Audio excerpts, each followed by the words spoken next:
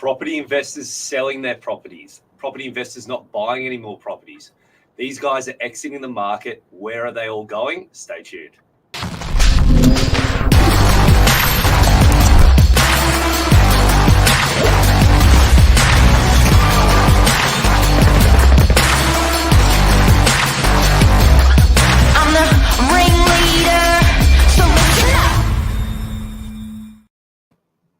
Oh, Michael, what have you done? This is a filthy topic. It's not a filthy topic.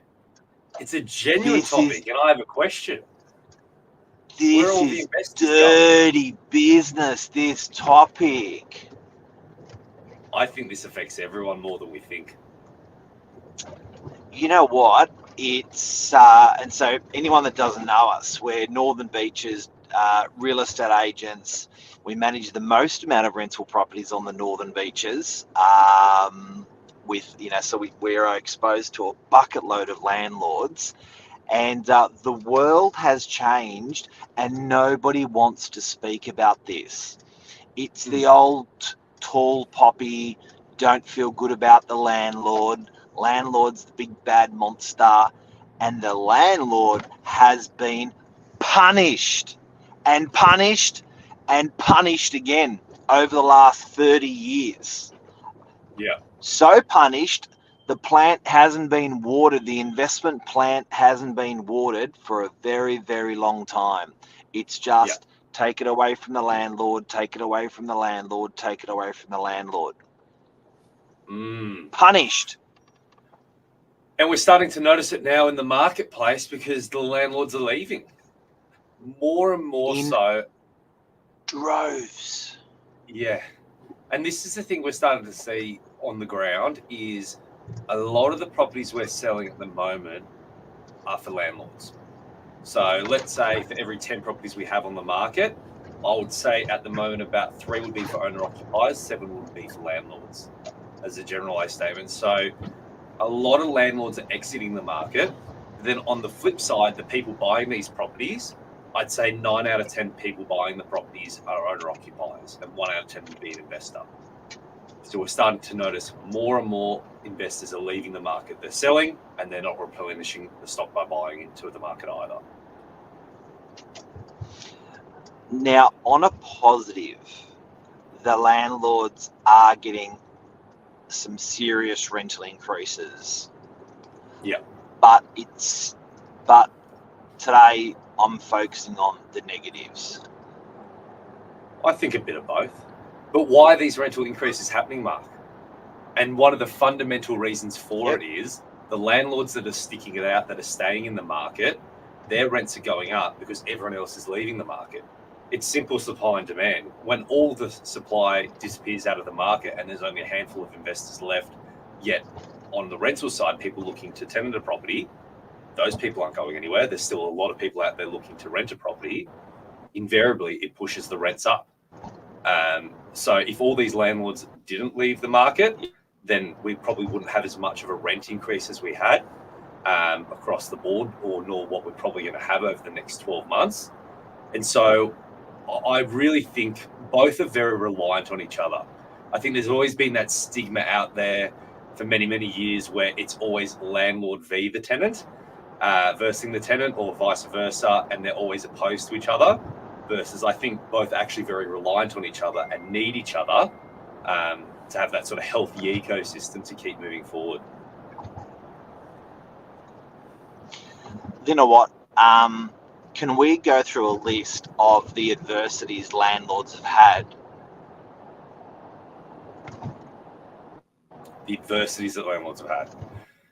So in terms of on a daily basis, in terms of vacancies, this, that, or over the years, what's happened? Just over the years, like, no one's, and I've obviously it's not a popular topic with tenants, but it should be a popular topic with tenants, because the more landlords that enter the market, the lower your rents are going to get because there's more stock. Even just the word landlord you hate. It's a lord. Yeah, It's a lord. it's a very outdated term, isn't it? It's a lord. In Melbourne, you can't provider. Fact. Wow. So for those of you guys that probably didn't hear, I think Mark Fact. was saying that in Melbourne they've changed it from the term landlord to rental provider, was it, Mark? Yeah. Wow. Now, I just want to list some of these universities. Before I do, corporations are going to dominate and are going to win out of this. The rich will get richer. So the mum and dad landlords will leave the market. And what is happening is the government's just introduced an incentive for over $75 million developments. They will give a 30% upshot on height irrelevant to the zoning. Around about. They're very round statements that I'm making. The government's also turned around to the corporations and says, if you're a BTR model, a build-to-rent model, as in you build 1,000 or 500 rental properties, you will pay half of the tax rate than anyone else in Australia for any other company. So, can you see where it's going? Can you see right? Yeah. And that's not mum and dad investors that are building these build-to-rent models. They're the big developers. No one can afford to do that apart from the select few. And the government, I can see, why they're saying that is because they're going, we want more affordable housing. We want more affordable housing. Fast. So that's that's what they're pushing for. Yet what most people don't realise is in the marketplace, in terms of the houses and units that are for rent, majority of property investors in Australia are mum and dads that own one investment property. That is the majority. Yep. But they're the ones that always, when turns harsh, the environment, they're the ones that exit that market first. And who are you left? Just with the big developers. Are you ready for my rant? Go. It's the rant of 10. 1, we told people that they must spend 10% of their earnings on superannuation. We will take it away from you before it even gets from your employer into your pocket. We're going to make you put that into your forced savings for your future. That was the biggest bullet that investment mum and dad investors got as being landlords. So if a mum and dad are saving 10 or 20% of their wage, half of their savings was deleted or all of their savings was deleted. No more investment property for you. We're taking it and we're going to call it super and you can start saving. 2, they turned around and said, landlords, your investment property loans that used to go for 30 years, which were interest only, we are not going to do interest only for long periods. We're going to reevaluate you every 3 years. So they increased interest only loans to principal and interest. Forced savings, a good thing, but it made it unachievable to hold some investment properties for landlords. 3, they changed the interest rate by 0.5% for a landlord, which has a rent coming in. But an owner-occupier without rent coming in, you can pay the standard rate. So they increase the rates quite a lot for landlords. 4, in tribunals, they turn around and gutted landlords every time. They even introduced a tenant commissioner of late to make it hard harder for landlords. 5, Michael, you got one for me? I'm running out. I'm with you. Well, I didn't have all 10. I was hoping you were going to go through all 10. It'll come to me. But every single time these guys, it's just gotten so hard for these guys. The rents didn't move. Rents in our core market changed about 10% in 10 years. Whilst property values doubled, rents didn't move. So there's a little bit of catch up going on, but definitely lower stock. But for a landlord, and now you've got interest rates going up for these landlords as well. The interest rates are going up more, the repayments, than what the rents are going up. So before a tenant starts thinking, oh, good on you, you got more rent coming in, that can cover your interest, it doesn't. Well, this is the thing. It's just nuts. It's nuts. The first home buyer has got wonderful incentives. I support them. I love them. But the landlords need incentives. It's because it's taboo. The landlord's always been sort of portrayed as Rich. this, rich, big fat cat sort of setup. And there are people out there like that. But even still, as we said before, the majority of landlords are mum and dads with only one investment property, maybe two investment properties. And right now, the bottom line is, even with all the increase in rents as they have gone up, these people are still more out of pocket on a weekly basis than they ever were before. And so these properties, and we're seeing it, they're exiting the marketplace with it. And for that, it's actually worse off for the tenants. So as much as tenants think we're fighting fighting the landlord, both actually need to work together. You want more investors in the marketplace.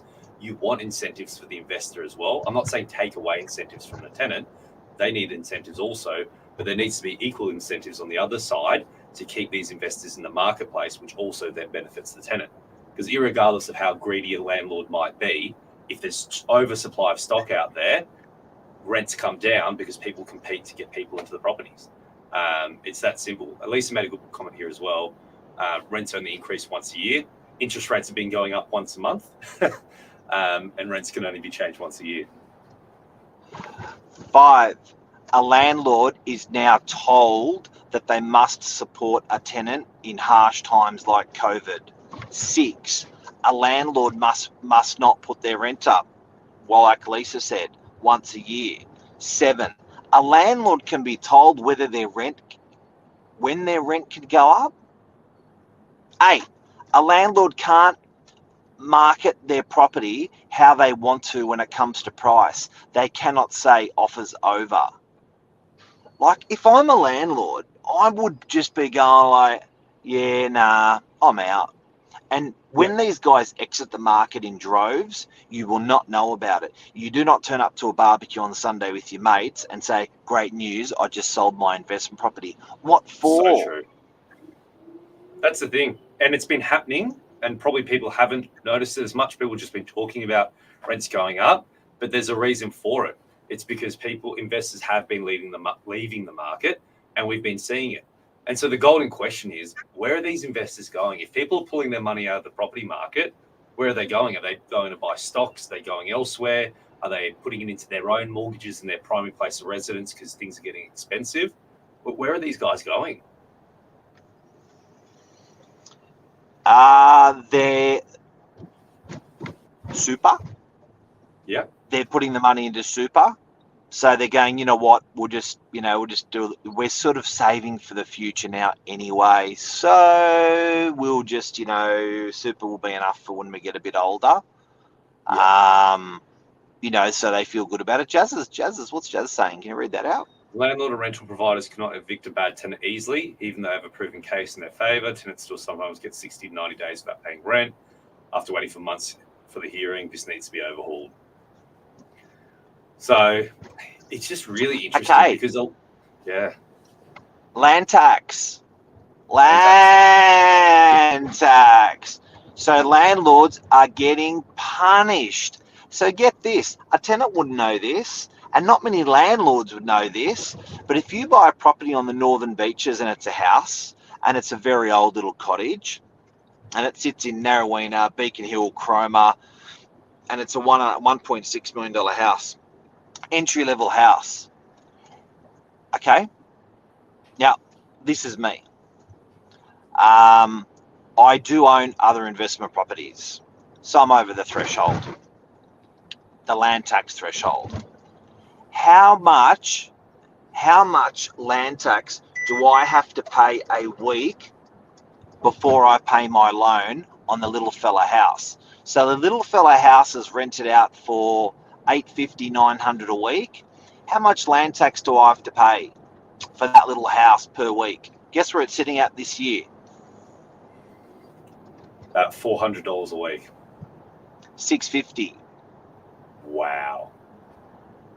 So I've got to pay land tax $650 a week before I get my rent of $850 a week and I've got $200 left, of which I've got council rates. Then I've got water rates. And then I've got management fees, bloody agents.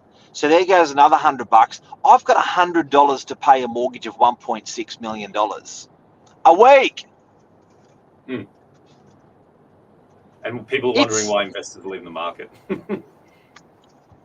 And great. It's good. The land tax is great. To support the government's coffers and full circle wherever it goes. But it's just unachievable. To go and buy a house as an investment property, forget about it with land tax. Forget about it in New South Wales. Cash flow wise, it just starves you because the flip side argument is, well, the greedy investor, he gets all the capital appreciation. You make a lot of money from that, and it's true. That's why you buy an investment, is to make money on it. But when you're being stung at a mortgage of that amount, Mark, you're talking about in excess of almost $100,000 a year in repayments of extra cash income, after tax income that someone needs to use. Sorry, actually not after tax, before tax income, to pay off this loan there to keep it going. Your property's still got to go up by $100,000 a year just to break even. It just doesn't make logical sense anymore. And so a person who's investing in a property is not going to do it just from the kindness of their heart. They're doing it to make money. Of course, it's to provide housing as well. But if you take it away where there's literally no incentive whatsoever, and we're seeing it, that's why people are going. So it's really interesting to see what needs to happen. Look, they're buying it to make money. They're investing to make money, and they're not. So they're out. Yeah. So it's that simple, guys. And that's a show. Tell us how you really feel, Mark. And that's a show. And hey, can I say something before we go? And I hope anyone who gets a bit angry at watching this, if from a tenant's perspective, listens to this. In government, in Parliament, spoke to a very influential property lawyer the other day, and I asked him the question. I said, "You're an old fella. Who stood up for the landlord in Parliament?" No one. No one. You know why? Why? You're dead. You're gone. So the representations for landlords, I don't think we're ever going to see it out there. This reminds me of the yes and no vote a little bit. People are quietly concerned, but I hope there's going to be some sort of reprieve or reforms for landlords, and I hope tenants get more stock into the marketplace because they need affordable housing, and there's a duty of care there that we've all got to be responsible for, because we do not want to see real estate in Sydney become unachievable to rent. That would be an awful thing to see. So I'm very, very sensitive around this topic. Right. Exactly. Both rely on each other. Both are in the same boat. Both can benefit from each other. And to finish off, we're not saying poor landlords, it's always been bad. There's been some many very fruitful years for landlords over the past couple of decades. But right now, with the marketplace where it's sitting, and like the heading of the topic, where did they all go? It is not the case anymore. And we need to be very, very careful of it because it's a delicate balance. It affects everyone. And if you missed what I said at the beginning of the show, we have to water that plant. We have to water that investment properties coming into the market plant for mum and dads, because for corporations, as I said at the beginning of the show, I don't think that's right. Yeah. That's a show. Bye.